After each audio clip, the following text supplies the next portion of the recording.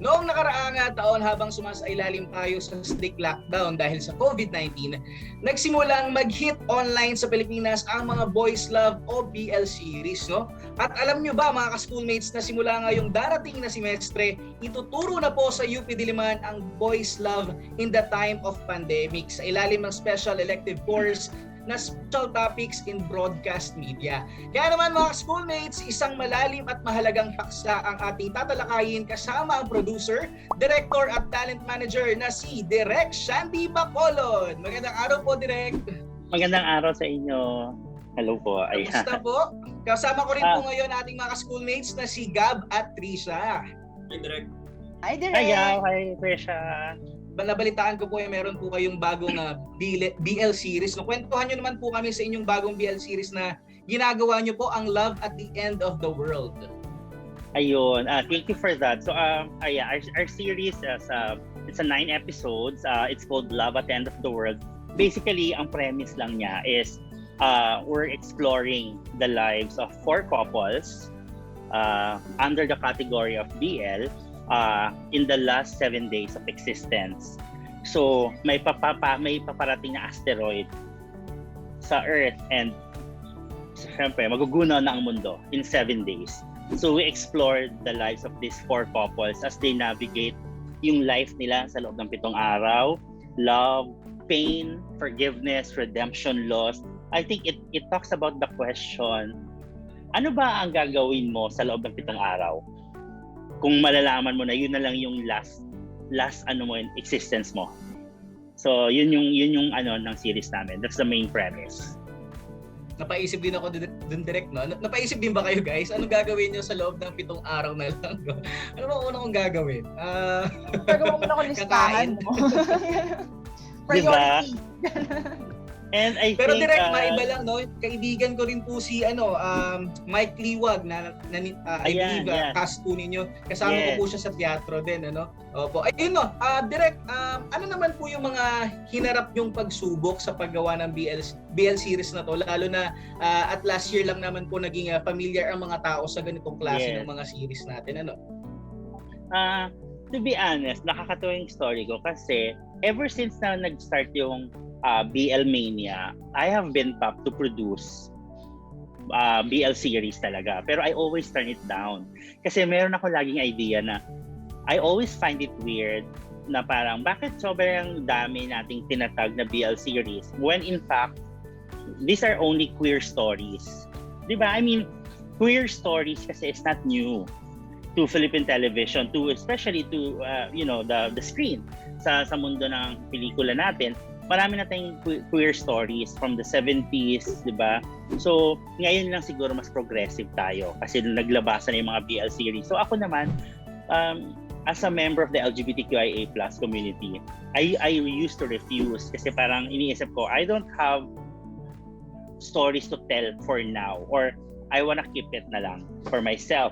So, baka stories of myself, stories of my friends. So, nung sumikat na yung BL Mania, BL series, as finally nag-decide ako, okay, I'm gonna do a BL, but I wanna do it in a different way.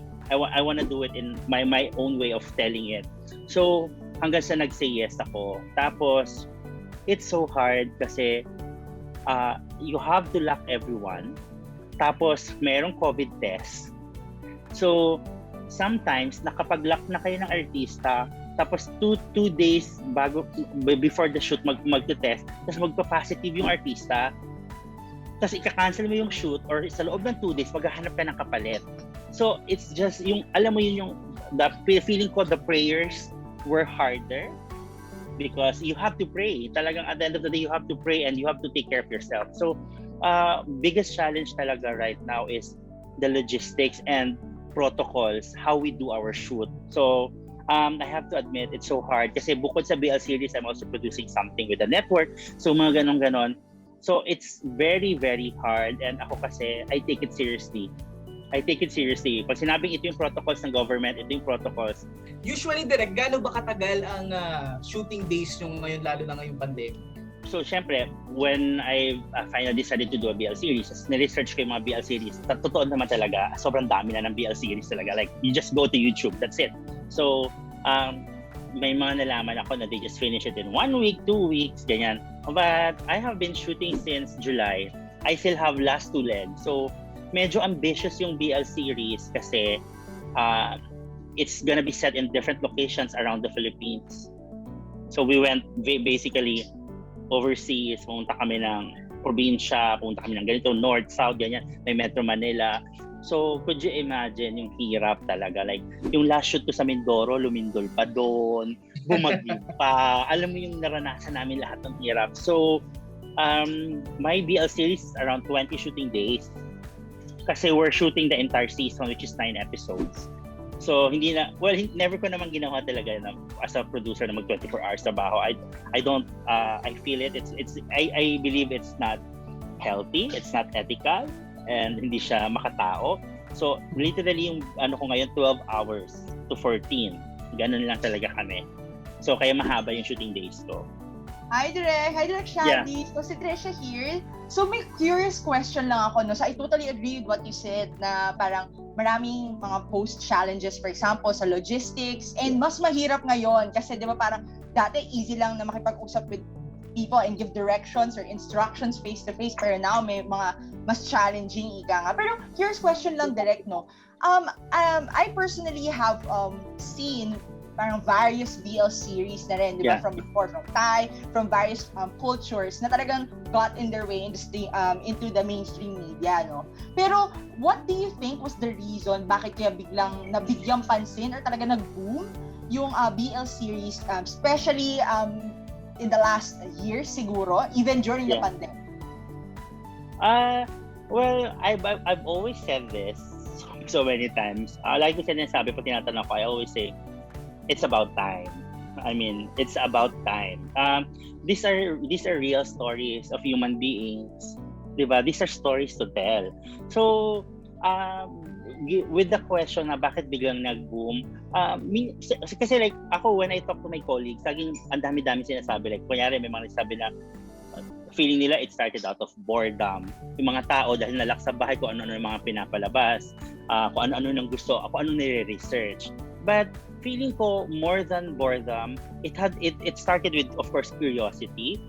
And kasi what most people doesn't know, the BL kasi did not really originate from Thailand.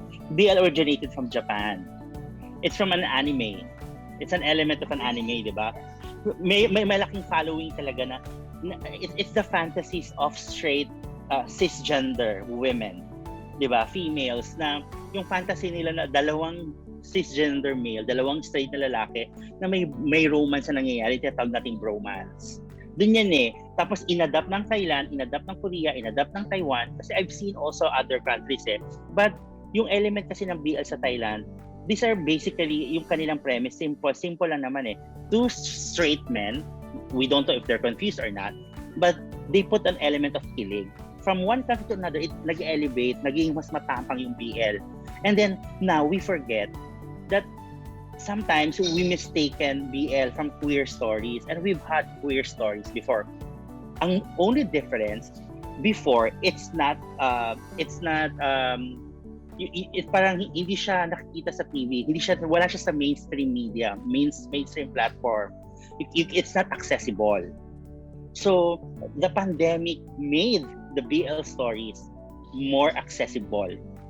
Naging mainstream siya, 'di ba? I mean, pag-click mo ng phone mo, you can watch BL na. You don't even have to pay a cent. So, yun eh. So, actually, some of my teacher/filmmaker friends, they're also mga teachers in universities. What happened daw with the BL mania, it became what they call pink or rainbow capitalism.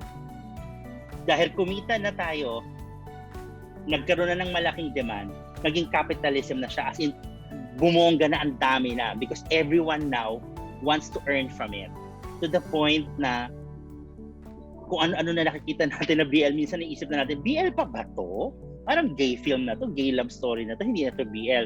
So it confuses na the genre kasi kung saan talaga nagsimula yung BL.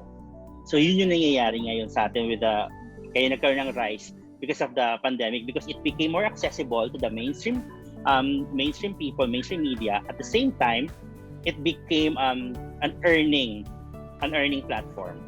I totally agree, no, Direk. At saka, good to note din talaga na nabanggit mo yung parang genre siya in Japan, in anime. Kasi like, di ba may genre na shonen ai or parang boys love type doon na talagang at some point or at some age, talagang somehow otakus or like manga lovers somehow are able to access that, di ba? So I totally agree with what you said, Direk. And thank you so much for that information.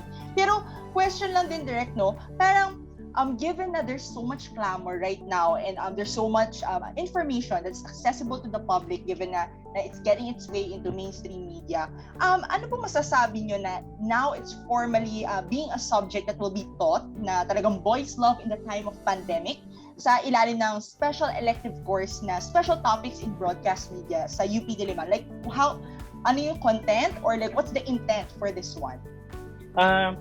Okay, again, I want to say again, it's about time. Thank you for the teachers, thank you for the academies. But of course, at the end of the day, parang what do you call this? Parang sa society, we call this a fad, diba? Pag sumikat yung gentle monster na shades because of K-pop, that's a fad.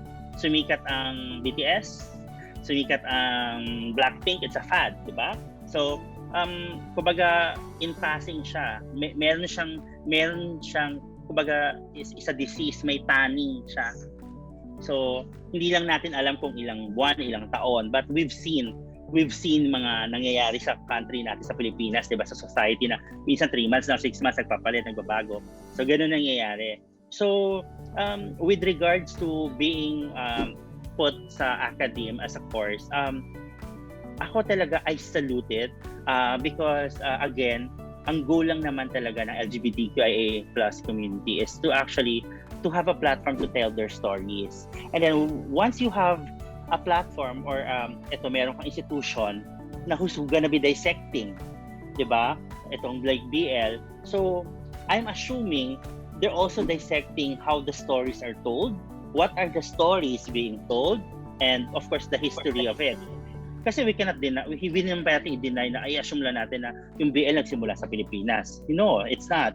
So, parang ako talaga, para sa akin, this is a good start kasi because UP Diliman is a progressive university. And I will not say that, to be honest guys, I don't know if I can proudly say that the Philippines is a progressive country, but compared to Pakistan, compared to Russia, di ba? Parang feeling ko mas it's safer here, so much safer. So because we are given a platform to tell our stories, so this is also a good way to finally understand what the community is about. Direk, we live in a Catholic dominated country, as you said earlier, no? Do you think it's time para tanggapin ang BL series sa curriculum ng mass media dito sa ating bansa? And if given a chance, ano po yung mensahe nyo sa mga taong hindi tinatanggap yung mga ganitong klaseng narrative? And why is it very important na maging aware yung ating mga estudyante ngayon sa mga ganitong klase ng genre? Direk Shandii. Ako, I've always believed for a species, for a society to evolve, it needs to adapt to change. So that is how knowledge works. Diba? We wouldn't be the society we are right now in 2021 if we have not started to research and learn what we found out of curiosity 50 years ago. Diba? I mean, 100 years ago we have slavery. 50 years ago we have segregation and everything. So women, years ago, women are not allowed to vote. So, I mean, as we evolve as a society, we also adapt to the changes. Kasi that's how I believe that's the most important responsibility of a school. Kasi they have to train their students, 'di ba? To evolve also as a human being. So we cannot deny these facts kasi parang ganito yan eh. Di ba sikat na ngayon yung BL, ito na nagkakagulo na may mania na, tapos we face it with a closed close eyes, with a closed mind. No, the society should not work that way. And I understand naman talaga na meron tayong mga how do we call it, mga extremists, religious extremists, and traditional. Also the traditional, they're much safer than the mga extremists, diba? So yung mga traditional who believes na masama. But I don't know if I can say it, but wala namang perfect na mga tao sa mundo. Parang these are our stories eh. Parang you've censored us for so many years. Now, 'di ba? Parang ganito lang yan eh. This is just me as Shandii Bacolod. I will never understand if the cisgender men and women are celebrating our stories tapos they don't want to talk about it when you point them out. 'Di ba? Parang hello, nag-enjoy kayo na yung dalawang artistang lalaki magkikiss, tuwan-tuwa kayo, kilig na kilig kayo, nagpo-post kayo. But once we put it as a curriculum, as a subject, as a topic, bakit nagtatago kayo? Bakit you hide from your Bibles, you hide from your religious barriers? I don't understand. So ako that's ano talaga. It always gets me. Kasi I grew up as a Catholic. So I have a traditional family growing up, but when I came out to them, it's not a Cinderella good fairy tale Disney story. Madugurin yung coming out ko. It's dramatic, it's teleserye to the highest level, top rating, ganong level ang pagka-come out ko. Pero now na sabi ko nga, this may be a fad. Baka 1 year na lang to, 'di ba? So what UP Diliman, what the teachers are doing, it's really important. Kasi these are steps. These are steps to broaden the minds of those who, give us a blind eye. So that's how it is. That's how I feel and I see it. Direk, last question na lang po. Sa inyo pong palagay, with this breakthrough na masasama na to sa curriculum ng ating mga estudyante, paano ba maapektuhan ng subject na to yung pananaw ng ating mga future media practitioners, writers, future directors dito po sa UP Mascom? With this, Direk, kamusta ba ang future ng Philippine film industry? Okay. So, number 1, kung paano maapektuhan, I think we just have to accept that it's not always black and white. Sometimes there's gray and sometimes there's red, yellow, there's rainbow colors. So, for you to understand life in its fullest, you have to, talk about everything that you see. So, like ko sinasabi, you cannot celebrate something that you don't talk about, 'di ba? Parang ang weird naman noon, parang nag-e-enjoy ka patago tapos di mo nang pag-uusapan. So, the time is now. We're given a platform. We have to talk about it. With regards to the future of the film industry, guys, sobrang hopeless romantic ako as a human being. Ilang beses ito sinabi, I believe babalik lahat. We're the human beings, not just the Filipinos, but everyone in the world. I think God made us to be stronger and we adapt to changes. We've survived flu, we've survived ang dami na, 'di ba? Ang dami ng sakit before. I think we're gonna survive this. We are, I believe that. And right now, I used to run a cinema in Mandaluyong. Last year, it filed for bankruptcy. Hindi na talaga siya kasi cinema siya. Wala namang point kung wala talagang tao. So, it's really, really hard. And I have so many filmmaker friends who passed away because of COVID. And also, nag-decide na mag-migrate. I just recently have a best friend who decided finally, this is an award-winning filmmaker, decided to finally leave the country. Hindi na kaya. That's the situation, wala na. So my point is na parang, but I'm sorry guys, but I still believe that we are going back. Everything will be okay. I mean, in God's time. And, yun ang pininiwala ko talaga. Ayan, maraming salamat ladies and gentlemen, mga ka-schoolmates. Direk Shandii Bacolod. Thank you, Direk!